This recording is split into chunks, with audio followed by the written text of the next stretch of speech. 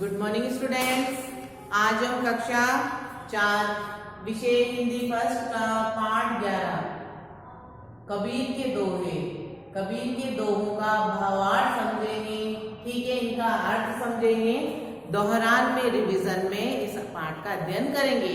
ठीक है, कबीर के दोहे। सबसे पहले कबीरदास जी का परिचय समझ लेते हैं। ठीक है, कबीरदास जी एक मुस्लिम जुलाहे परिवार ने इनका लालन पोषण किया है, पालन पोषण। देखो इनका जन्म का, इनके वास्तविक माता पिता कौन थे ये तो अभी तक किसी को भी पता नहीं है।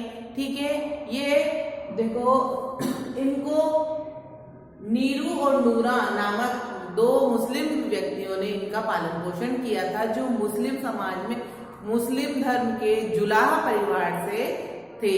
ठीक है, जुलाहे कौन होते हैं? जो रुई बनाने का काम करते हैं ना, रुई के गद्दे रजाइयां, उस परिवार में इनका पालन पोषण हुआ है।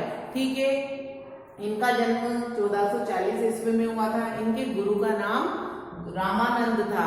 ठीक है, देखो कबीरदास जी ने देखो हिंदू और मुसलमान की सभी धर्मों का एक समन्वय स्थापित किया है कि हिंदू, मुस्लिम, सिख, ईसाई सब धर्म एक है और सब ईश्वर एक है।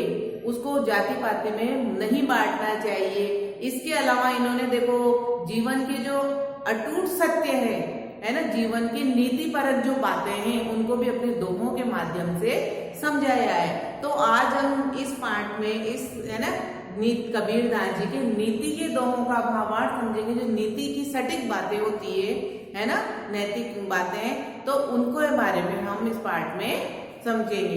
देखो सबसे पहला दोहा है, दोहा अर्थात 2 लाइन में लिखी गई कविता, और 2 लाइन में ही उसमें क्या सार छुपा हुआ है, उसका क्या अर्थ छुपा हुआ है, ये 2 लाइनों में इन्होंने समझा दिया।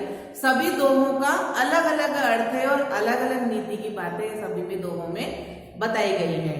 सबसे पहला दोहा है, देखो इन्होंने एक हिरण के माध्यम से ये ईश्वर की सर्वव्यापकता, ईश्वर हमारे हृदय में निवास करता है।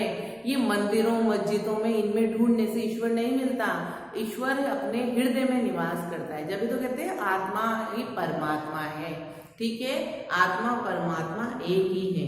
ठीक है, तो इन्होंने ईश्वर को सर्वव्यापी बताया है कि वो प्रकृति की हर चीज में ईश्वर है। हमारे अंदर ईश्वर का निवास है, लेकिन हम क्या करते हैं? हम मूर्ख हैं, अज्ञानता के कारण ईश्वर को सभी जगह मंदिर में, मस्जिदों में, गिरजाघर में, चर्च में ढूंढते रहते हैं। तो इन्होंने किसका उदाहरण दिया है कि हिरण का।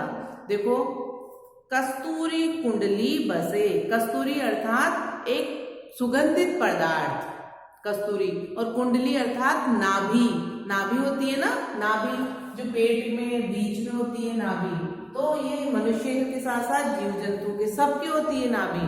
तो कस्तूरी कुंडली बसे मृग ढूंढे बन माही, मृग अर्थात हिरण, वन का अर्थ होता है जंगल।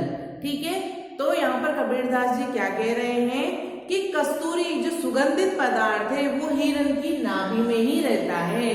वो सुगंध और उसकी खुशबू उस हिरण को आ रही है अपने नाभि में। जो उसके कस्तूरी जो सुगंधित पदार्थ है वहीं से उसे उस सुगंधित पदार्थ कस्तूरी की खुशबू आ रही है, लेकिन अज्ञानता के कारण, नहीं समझने के कारण मृग ढूंढे बन माही, हिरण मृग लेकिन उसको जंगल में इधर उधर ढूंढ रहा है कि खुशबू कहाँ से आ रही है। वो खुशबू कहाँ से आ रही है? उसके अंदर से, उसके नाभि में से ही, जिसमें कस्तूरी है वहीं से उसको सुगंध आ रही है, लेकिन अज्ञानता के कारण, नहीं समझने के कारण उस खुशबू को वो उसकी तलाश जंगल में भटककर इधर उधर करता रहता है। ठीक है, उसी प्रकार देखो, उसी प्रकार यहाँ पर कबीरदास जी क्या कह रहे हैं? ऐसे यानी उसी प्रकार घटी घटी राम है कि हमारे घट में, हृदय में, सबके हृदय में राम अर्थात ईश्वर का निवास। उन्होंने ईश्वर को क्या नाम दिया है? राम, के ईश्वर का निवास सबके हृदय में है।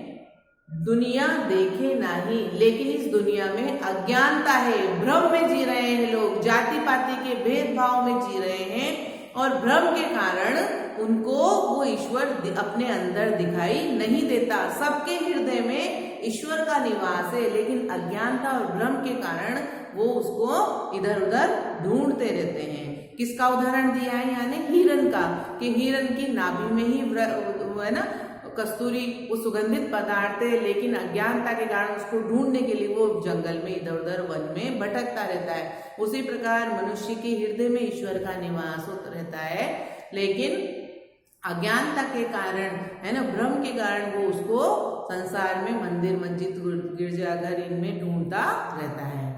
ठीक है बच्चों, अगला दोहा है, देखो इसमें बिल्कुल अलग भावार्थ है। इसके पहले वाले में ईश्वर की सर्वव्यापकता बताई थी कि ईश्वर हमारे सर्वव्यापी है और हमारे हृदय में ईश्वर का निवास है। अब ये दोहा बिल्कुल अलग है। ठीक है, देखो सांच बराबर तप नहीं, झूठ बराबर पाप। देखो यहाँ पर एक सटीक नीतिपरक बात बताई है कबीरदास जी ने कि सांच बराबर सत्य बोलने के बराबर, उससे बड़ा तप, उससे बड़ी तपस्या कुछ नहीं।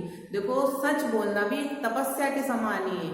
कभी कभी ऐसा मौका आ जाता है कि सच बोलने पर हमारा बुरा होने वाला हो, है ना, कुछ नुकसान होने वाला हो, तो हम डरकर सच का रास्ता छोड़ दें, तो वो एक क्या है, ऐसा होता है। लेकिन अगर जीवन में अगर हम सोच लें कि हमें सत्य ही बोलना है, कितनी भी विकट परिस्थिति आ जाए, चाहे हमारा नुकसान ही हो, हमारे साथ कोई बुराई हो, लेकिन सच बोलना है, तो वो एक तपस्या की तरह होता है। तपस्या करने में जिस प्रकार बहुत कठिनाइयां आती है, ठीक है, विषय वासनाएं हमें घेरे रहती है, माया मोह में आकर्षित करती है ना तपस्वी को, तो तपस्या करना बहुत कठिन है। उसी प्रकार सांच बराबर तप नहीं, सत्य बोलने के बराबर तपस्या, उससे बड़ी तपस्या दूसरी नहीं है।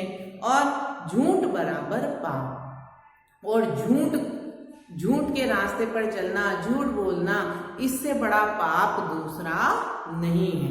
ठीक है, यहाँ पर देखो कबीरदास जी क्या कह रहे हैं, जाके हृदय सांच है, जो सच्चाई की राह पर चलता है, जो हमेशा सत्य का पालन करता है, उसके हृदय में अगर सच का निवास है, यानी सत्य का ही आचरण करना, सच बोलना, है ना, तो ताके हृदय आप अर्थात ईश्वर के, जिसके हृदय में सत्य होता है, जो सच्चाई के रास्ते पर चलता है, सत्य का ही आचरण करता है, हमेशा सच ही बोलता है, उसके हृदय में आप यानी ईश्वर का निवास रहता है।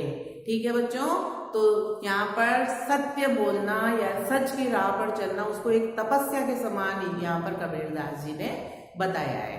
अगला है,